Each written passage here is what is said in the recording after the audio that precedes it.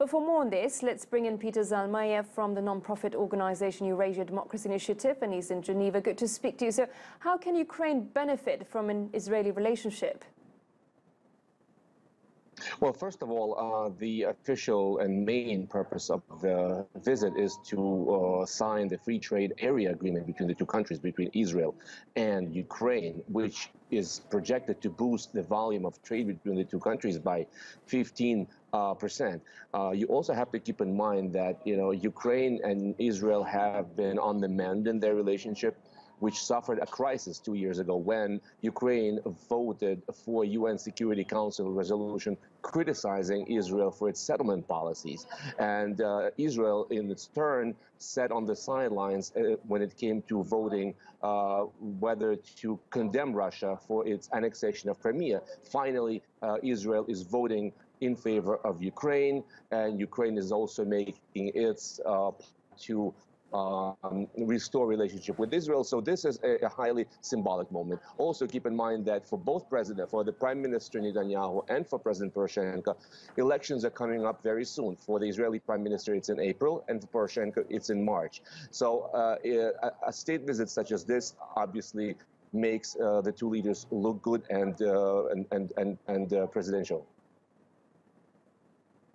So why did Israel, though, vote in favor of Ukraine in the Crimea resolution?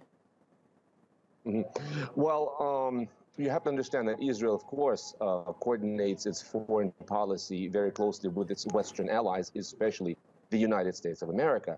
And of course, it's been the U.S. position, even under President Trump, to continue condemning Russia for its annexation of Crimea, for its aggression against Ukraine in eastern Ukraine, and for continuing to bring new rounds of sanctions. So I think Israel, by doing this, is showing that it's willing to coordinate closely its foreign policy objectives with its main ally, the United States. But why is Israel, though, condemning the Russian militarization and occupation of Crimea?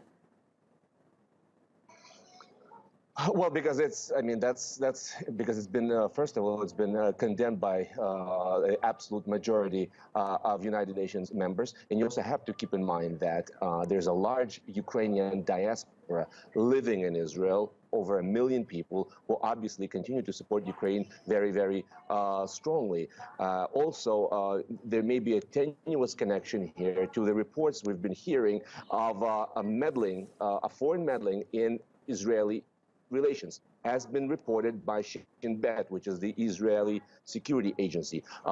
They did not name the likely culprit of this, but it's been widely assumed that this is Russia. So obviously Russia is getting involved in Ukrainian politics, possibly in Israeli politics. So the two countries now have common cause.